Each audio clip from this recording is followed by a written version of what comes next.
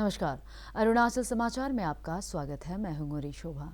आइए बुलेटिन में सबसे पहले देखते हैं मुख्य समाचार। केंद्रीय मंत्रिमंडल ने अधिक दक्षता वाले सोलर पीवी मॉडल्स, एलईडी और एयर कंडीशनर के लिए प्रोडक्शन लिंक्ड इंसेंटिव योजना को दी मंजूरी। देश में विनिर्माण को बढ़ावा और आत्मनिर्भर भारत के विजन को साकार करने की दिशा में बड़ा कदम।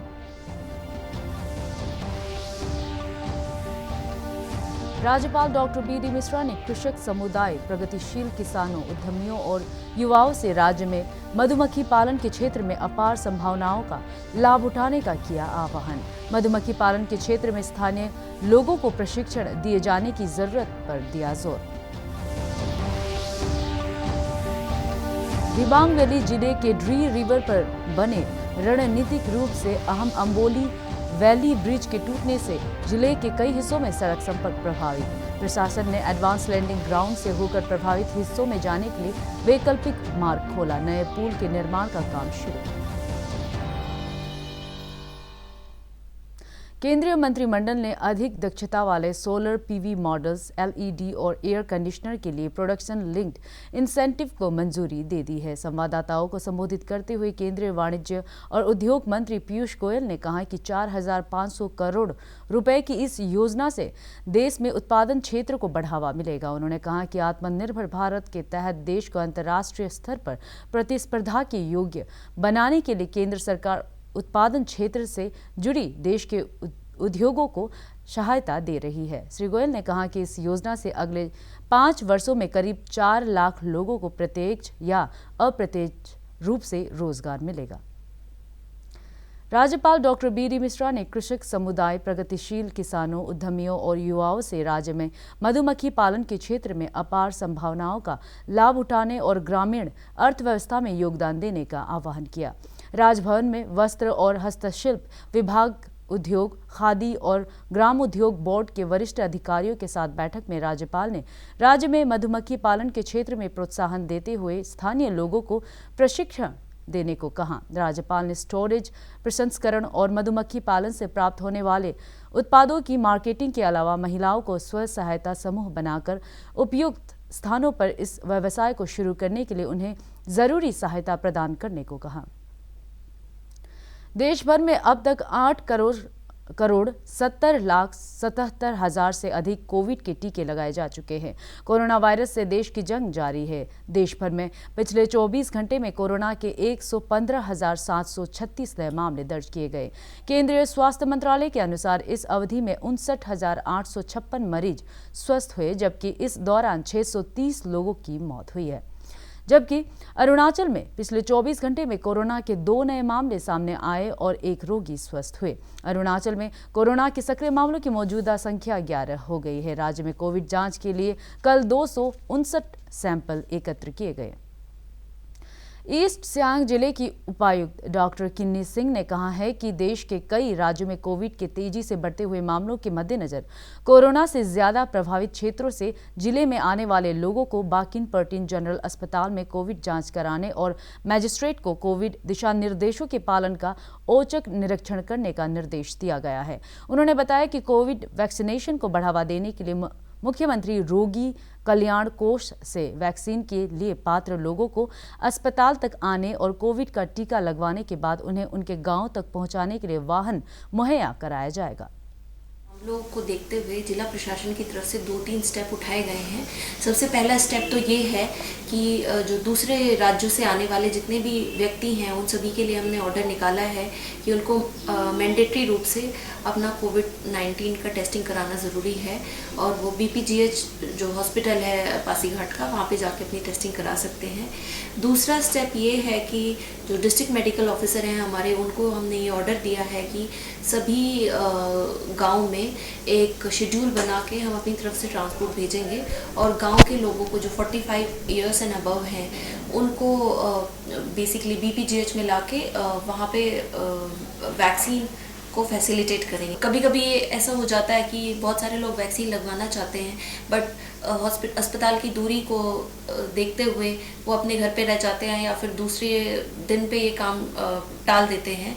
तो उन्हीं ऐसे ही लोगों को लाने के लिए, हॉस्पिटल तक लाने के लिए हम लोगों ने डिसाइड किया है कि हम मुख्यमंत्री रोगी कल्याण कोष से एक स्पेशल ट्रांसपोर्ट प्लान बना के एंड उसको गांव-गांव में भेजेंगे, सो दैट वो लोग हॉस्पिटल आके वैक्सीन लगवा सकें।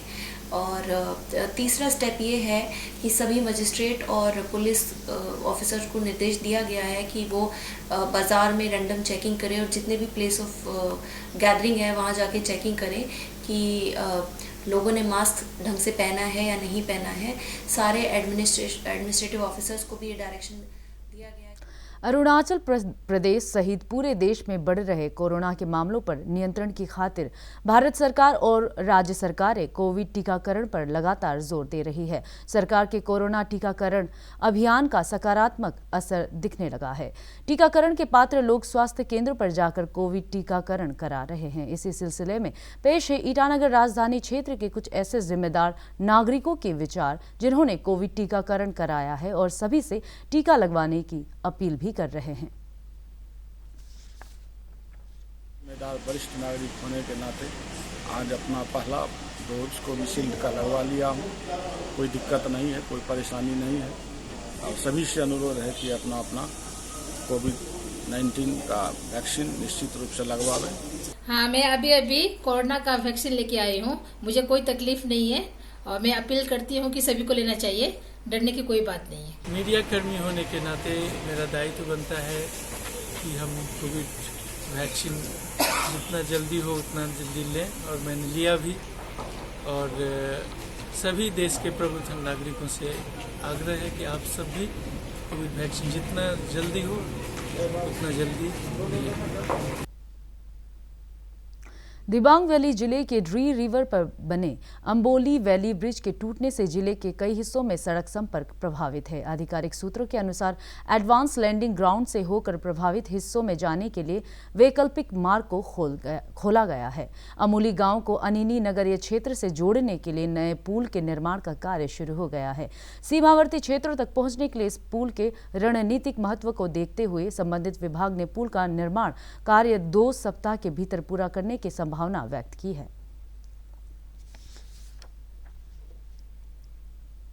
भारतीय रिजर्व बैंक ने ब्याज दरों में कोई बदलाव नहीं किया है। आज मुंबई में बैंक की द्विमासिक मौद्रिक नीति की घोषणा करते हुए बैंक के गवर्नर शक्तिकांत दास ने कहा कि मौद्रिक नीति समिति ने सर्वसम्मति से रेपो दर 4% और रिवर्स रेपो दर 3.35% पर बरकरार रखने का फैसला किया है। उन्होंने कहा कि समिति ने इन्फ्लेशन को नियंत्रण में रखने के लिए और अर्थव्यवस्था पर कोविड के प्रभाव को कम करने के प्रयास जारी रखने का फैसला लिया है। श्री दास ने बताया कि सीमांत स्थायी सुविधा दर और बैंक दर 4.25% पर अपरिवर्तित रहेगी।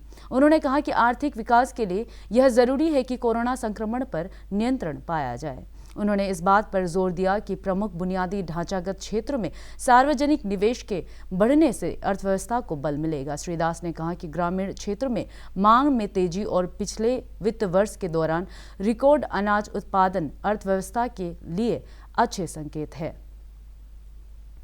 केंद्रीय युवा एवं खेल मामलों के मंत्री किरण रिजिजू ने मंगलवार को लोअर सियांग जिले के कांकू सर्कल के दुर्पे गांव में मोपिन फेस्टिवल समारोह में हिस्सा लिया। मोपिन फेस्टिवल राज्य की गालो जनजाति का कृषि आधारित त्योहार है। दुर्पे गांव में हुए इस कार्यक्रम में विधायक रोदे बुई और कार्दो निग्योर एवं जिले के उपायुक्त और पुलिस अधीक्षक ने भी हिस्सा लिया। कार्यक्रम के दौरान केंद्रीय मंत्री ने लोगों को मोपिन फेस्टिवल की शुभकामनाएं दी और केंद्र एवं राज्य की भाजपा सरकारों द्वारा किए जा रहे विकास कार्यों से अवगत कराया।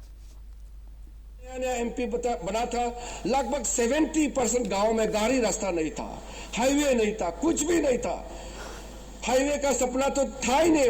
नेशनल हाईवे क्या होता है अरुणाचल आदमी सोचता भी नहीं था, क्योंकि हमारा नसीब में नहीं था।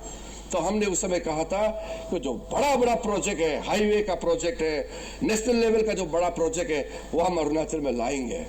तो ये 2 मुद्दे को लेकर के, बाकी बहुत चीज होता है, लेकिन 2 प्रमुख मुद्दे को लेकर के मैं जनता के पास गया और आपका आशीर्वाद हमने प्राप्त किया था। राजधानी ईटानगर के दोरजी खांडू कन्वेंशन सेंटर में राष्ट्रीय हथकरघा प्रदर्शनी लगी हुई है। इस 7 दिवसीय प्रदर्शनी का उद्घाटन मंगलवार को राज्य के टेक्सटाइल और हैंडीक्राफ्ट विभाग के सचिव स्वप्निल एम नाइक ने किया। Arunachal Pradesh handloom and handicraft development society द्वारा केंद्रीय हथकरघा विभाग के सहयोग से आयोजित इस प्रदर्शनी में अरुणाचल प्रदेश के अलावा असम और नागालैंड हस्तशिल्प उत्पादों की प्रदर्शनी लगी हुई है। इसमें हस्तशिल्प से जुड़े 41 उद्यमी अपने उत्पादों का प्रदर्शन और विपणन कर रहे हैं। राज्य के स्थानीय हस्तशिल्प और हथकरघा उत्पादों को बढ़ावा देने और इस क्षेत्र में रोजगार के अवसर पैदा करने के लिए प्रतिवर्ष राज्य के विभिन्न हिस्सों में प्रदर्शनी लगाई जाती है।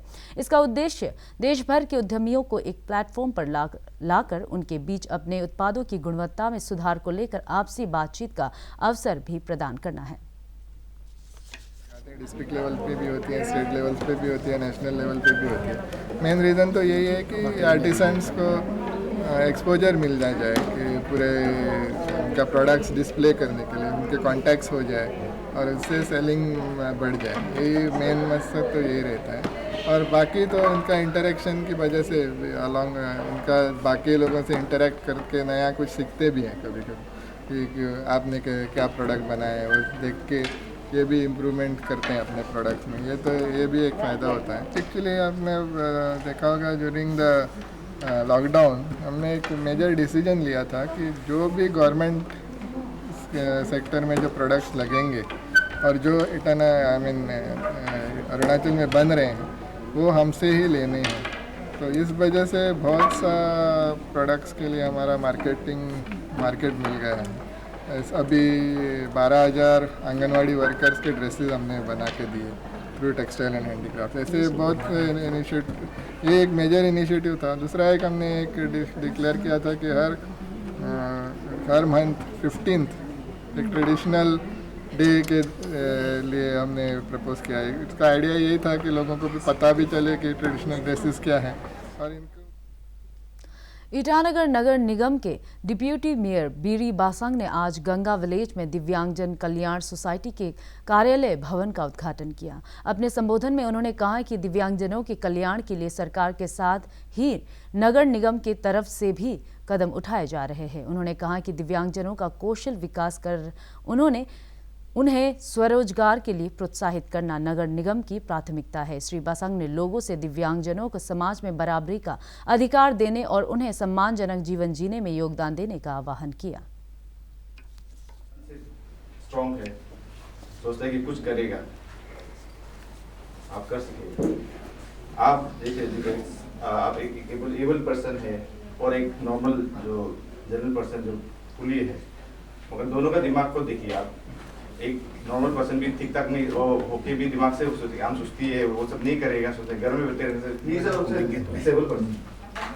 जहाँ की आप देखो आज एक आज़ादी का अमृत महोत्सव के तहत लोअर दिबांग वैली जिले के एंग्लो अबोर वार स्थल बोंगल याबगो हेरिटेज साइट पर गत 5 अप्रैल को कार्यक्रम आयोजित किया गया। इस अवसर पर विधायक गुम तायंग सहित कई गणमान्य व्यक्ति उपस्थित थे। वर्ष 1894 में एंग्लो अबोर वार में शहीद हुए स्वतंत्रता सेनानी मुतुम दारिन को श्रद्धांजलि दी गई। इस अवसर पर बच्चों ने देशभक्ति गीत प्रस्तुत किया।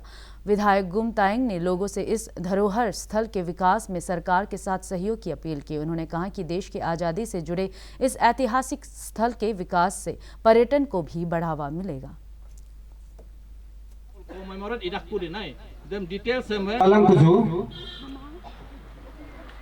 यहाँ जो ऐतिहासिक बात यह है कि प्रथम बार अरुणाचल प्रदेश में इस तरह का जो है लार्ज स्केल में ब्रिटिश के साथ युद्ध हुआ और इस युद्ध में अरुणाचल के लोग, यहाँ के लोग, आदि लोग अपना ही जो बनावट जो वस्त्र से जो है युद्ध किया। यहाँ लंबा दाव जैसे है, हम सोर्ड है, उसके बाद तीर है एंड देन स्पेयर्स है। यहाँ से जो है इस वस्त्र से ही ब्रिटिश को युद्ध किया। हमारे अरुणाचल समाचार के आज के अंक में इतना ही। जाने से पहले आप सभी से अनुरोध है कि कोविड-19 के दिशा निर्देशों का पालन करें, हमेशा मास्क लगाएं, बार बार हाथ धोएं और सोशल डिस्टेंसिंग के नियमों को मानें। कोरोना महामारी से बचाव के लिए आपका वैक्सीन लगवाना भी जरूरी है। अगर आप वैक्सीन लगवाने के पात्र हैं तो ज़रूर लगवाएं। हम कल फिर हाजिर होंगे अरुणाचल और देश दुनिया की खबरों के साथ। चलते चलते आपको बता दें, अब अरुणाचल समाचार हमारे YouTube channel DD news Arunachal पर भी देख सकते हैं। देखते रहिए अरुण प्रभा। नमस्कार।